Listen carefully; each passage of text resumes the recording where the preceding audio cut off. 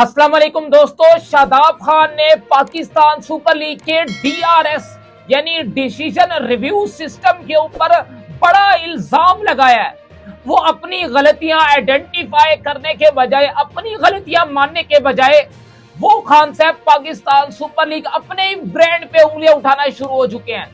शादाब खान साहब, आपने जो बात किया है कि डीआरएस सिस्टम आपको याद हो, जो आउट हुआ, जो जनाब रायली रूसो का एलबीडब्ल्यू हुआ, मैं सबसे पहले आपको सबूत के साथ दिखाता हूं। सबसे पहले ये स्क्रीनशॉट देखिए, ये मैच से ही लिया गया स्क्रीनशॉट है। इसमें आप देखिए जो रायली रूसो की दोनों लेग्स है वो किस पोजीशन के ऊपर स्टैंड कर रही है, किस पोजीशन के ऊपर खड़ी हुई है। सबसे पहले आप ये देखिए कि जो रायली रूसो है, दोनों स्टंप्स यानी मिडिल स्टंप भी नजर आ रहा है और उनका लेग स्टंप भी नजर आ रहा है, और वो ऑलमोस्ट जो ऑफ स्टंप होता है वो उससे बाहर खड़े हुए हैं। फिर ये कैसे इंपैक्ट इनसाइड हो सकता है और ये कैसे, हालांकि जो आगा सलमान है, अगर ये, चलो स्क्रीनशॉट को साइड पे रखते हैं, आपको एक और चीज बताता हूं। आप मैच देखिए, वो बॉल देखिए, वो बॉल देखिए, और आगा सलमान अमूमन जो ऑफ स्पिनर होता है, राइट आर्म ऑफ स्पिनर होता है, उसका जो बॉल होता है वो हमेशा लेफ्ट हैंडर को पढ़ के बाहर निकलता है। अक्सर लेफ्ट हैंडर का जो है वो बढ़ के बाहर निकलता है।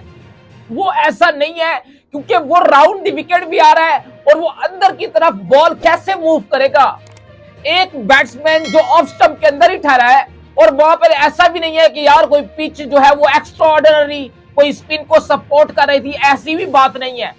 वो स्पिन को भी सपोर्ट नहीं कर रही थी। आप ये देखो, जो नॉर्मली जो ऑफ स्पिनर का बॉल होता है वो पढ़ के लेफ्ट हैंडर को बाहर निकलता है। और आगा सलमान तो जहरी बात है, करते ही ऑफ स्पिन है, वो तो रेगुलर ऑफ स्पिनर ही नहीं है, वो तो है भी आपके पार्ट टाइम स्पिनर।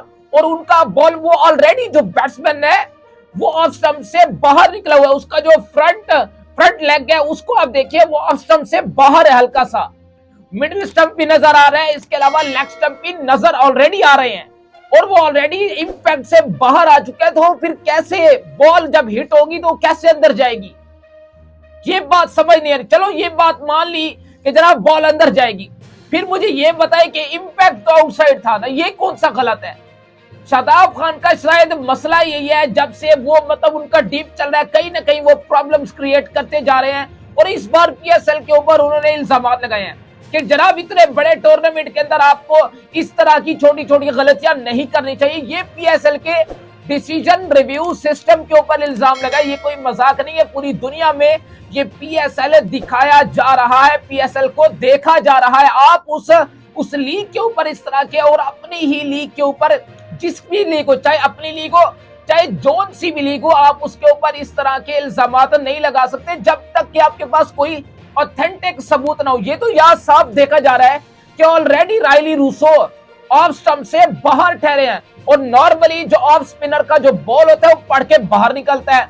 आप अपनी गलतियां आइडेंटिफाई करने के बजाय जो आपने डिसीजन लिए, जो आपने पैथेटिक किस्म की थकी हुई कप्तानी पूरे टूर्नामेंट में आप तीनों मैचेस में कर रहे हैं, आप उन गलतियों को एक्सेप्ट करने के बजाय आप इधर उधर की बातें चला रहे हैं। अब एक चीज देख लें, शादाब खान साहब दोनों मैचेस खेले, पिछले दोनों मैचेस, पहला मैच जिस तरीके से लाहौर कलंदर को बीट किया, उसमें किसी एक बैट्समैन का आपको नंबर इस्लामाबाद यूनाइटेड में एक कंफर्ट जोन में किसी भी बैट्समैन का नजर नहीं आ रहा।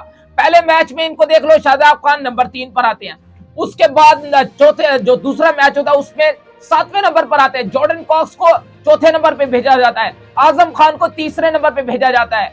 सॉरी, इसके अलावा अगर मैं तीसरे मैच की बात करूं, कल वाले मैच की बात करूं, तो उसमें आप देख लो शादाब खान का नंबर कहां पे था और उन्होंने उसको कहां पे दिया। जॉर्डन कॉक्स पिछले मैच में जो चौथे नंबर पे आए, इस मैच में वो छठे नंबर पे आए। मतलब किसी एक, यार फ्लोटर का प्लेयर्स काम करते हैं फ्लोटर्स के तौर पे, शादाब खान आए फ्लोटर का काम करें, लेकिन कंफर्टेबली एक कंफर्ट जोन तो पहले 3 बैट्समैनों का होना चाहिए, नंबर 1, नंबर 2 एंड नंबर 3। ये 3 जेन्युइन बैट्समैन आपको इस नंबर पे चाहिए, जिसका अपने नंबर के ऊपर सॉलिड रहना बहुत जरूरी है।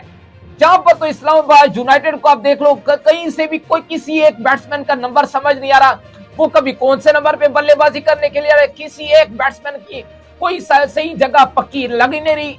तो फिर आपका खुद ही पैनिक बटन दब चुका है। पहला मैच इतना जबरदस्त आपने जीता, उसके बाद में जिस तरीके का एक पैनिक बटन इस्लामाबाद यूनाइटेड में दब चुका है और अब इसको किस तरीके से वो बाहर निकालते हैं, इसके ऊपर देखना पड़ेगा। और इस्लामाबाद यूनाइटेड को खासतौर पे शादाब खान को देखना चाहिए कि आप अपनी लीग के ऊपर इस तरह के घटिया इल्जामात लगा रहे हैं।